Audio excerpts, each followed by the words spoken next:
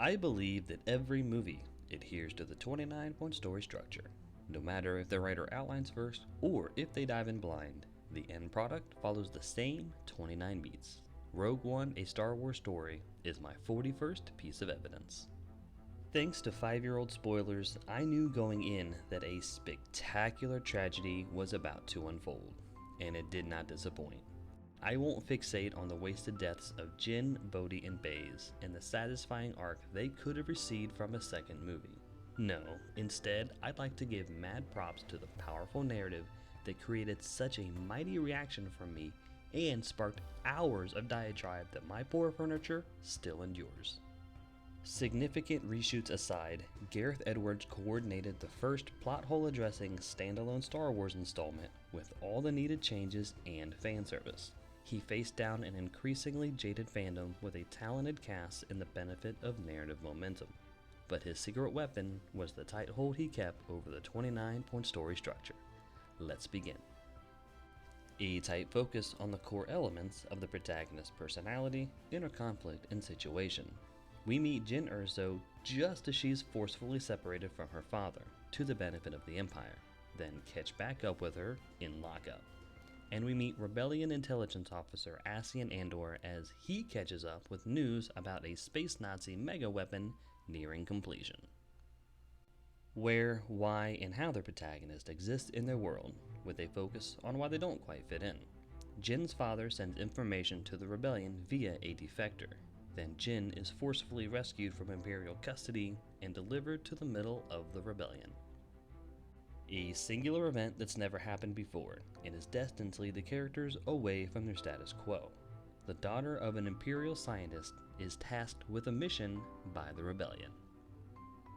An examination of what's different in light of the something new, what's the same in spite of it in relation to the status quo. The Rebel Council quietly amends the mission. Then Jyn and Cassian with K2SO blast off to find Saw Gerrera, while Bodhi the Defector is finally face to face with Saw. The discovery that things are less than ideal, or an exploration of how badly things are. Rattled by the Defector, the Empire orders a test firing of the weapon, and rattled by Saw, the Empire parks a Star Destroyer over top the city. Then Saw's methods are revealed as invasive, to say the least, lending credence to his extreme reputation. Characters dedicate their effort to a specified goal, which is smaller in scope than the primary objective of the third act. Cassian helpfully lays out the plan to get into Saw's presence. Then he and Jyn navigate the war and politics of resisting the Empire. A brief checklist of the story elements needed for the second act. The ever-present threat of falling into Imperial custody, the Force and its seemingly omniscient protection, and of course the murky politics and trust issues in rebelling against an evil regime. The singular event that launches the characters into the wild jungle of the second act, also called an oh shit moment. Jyn admits to her identity and connection to Saw, confirming the good and the bad of her father in one sentence. Oh shit.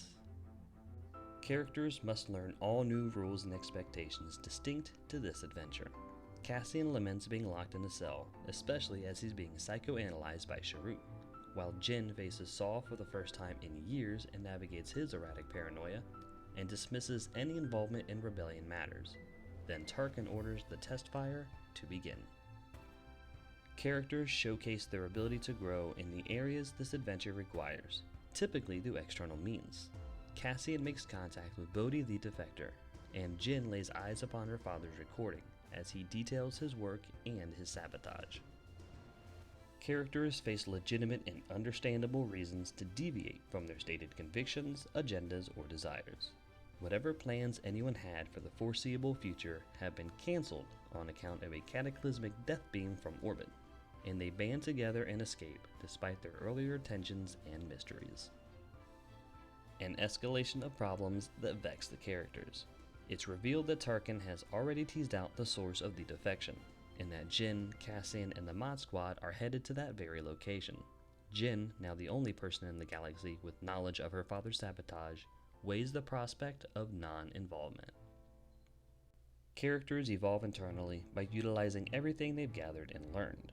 The Mod Squad arrive on Edu undetected. Sharut senses Cassian's dark energy before a kill, then Jin sets out to save her father from the grip of several threats, while Cassian preps for his secret assassination mission. Journey-weary characters reconcile the reality of their ongoing situation with who they were in the first act. Galen and Krennic face off while surrounded by armed enforcers, so much like the opening scene, and Galen confesses to his treason to save lives, while Cassian struggles to pull the trigger unlike his lack of hesitation in his opening scene, and Jin gets closer to her father than she's been since, well, the opening scene. A singular event that strikes at the protagonist's core conflict. The Rebel Council cannot abort the bombing intended to assassinate Galen Erso, with Jin and the Mod Squad caught in the middle, and there's no turning back from here. Characters find needed answers for both external and internal conflicts. The objective of the rebellion is built upon the lives of the rebels, and the sense of mission and responsibility to combat fascism connects us all. The clarified objective is realized in part or in whole, though it's meaningless without the completion of the primary objective. Jin rightfully calls out the evils of blindly following orders, but Cassian reveals the tragedy and pain in not fighting back. An existential conflict that wounds the character's sense of self, worldly identity, or their journey. The most knowledgeable officer is placed back in command of the Death Star to ascertain it hasn't been compromised, while the Rebel Council declines to act on Jin and Galen's intel, but a rebellious group of rebels rebel against the rebellion and volunteer for the Scarif mission. An undeniable win for the protagonist, typically in direct connection to the Rebirth. We name-drop the movie with a sense of dark victory. Senator Organa plays the pronoun game with Yoda and Leia to make us squeal a little, and the Mod Squad scams their way down to the planet's surface. A grand loss directly connected to the character's newfound inability to quit the journey. Krennic arrives on the planet, his mind to teasing out Galen's sabotage. K2SO commits what must be considered a high crime among droid kind. I mean, that's dark. The volunteer rebels mount what increasingly feels like a suicide run, and Krennic orders the full weight of the military outpost into action. A thematic freefall, tied directly to the heavy price. Word of the rebel attack on Scarif explodes across the galactic airwaves.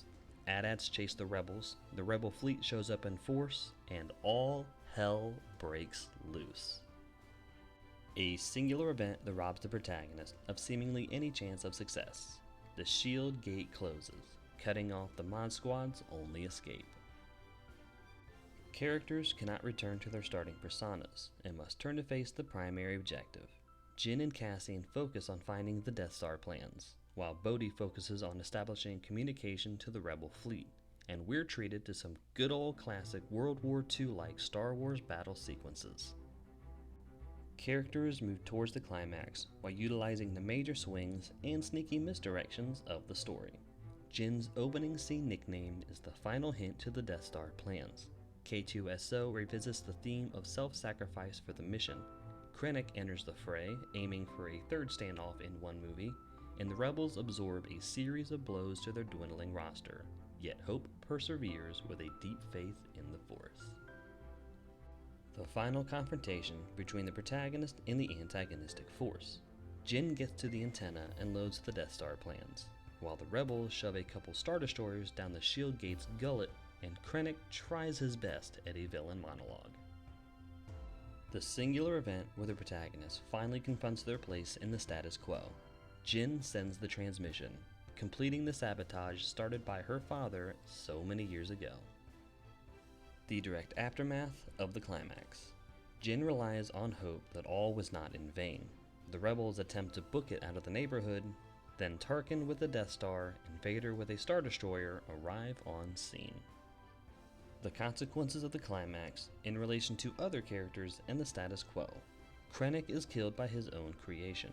Jin and Cassian face the blast radius of the weapon they fought to defeat, not even sure if what they sacrificed themselves for actually worked. A tight focus on the protagonist contrasted from the opening. We follow the legacy of Jyn Erso's sacrifice, as it's kept just ahead of Darth Vader's Force abilities, apparently, and placed in the hands of Princess Leia Organa, setting up Episode 4. And there you have it. My 41st example to support my argument that all movies follow the exact same story structure, regardless of how the writer approaches their craft. Rogue One adopted the longer Act 1 and Act 3 models from our usual sci-fi features, and kept the theme of sacrifice and duty on the forefront of the 29-point story structure. But does this tragic space opera follow the same plot beats as the second installment of the swashbuckling franchise that reimagines all pirate lore into supernatural legends? Yes, it arguably does. Next on my docket, Pirates of the Caribbean: Dead Man's Chest. Please subscribe to stay up to date with this and future videos, and please like and comment with your thoughts and reactions. I'll talk at you next time.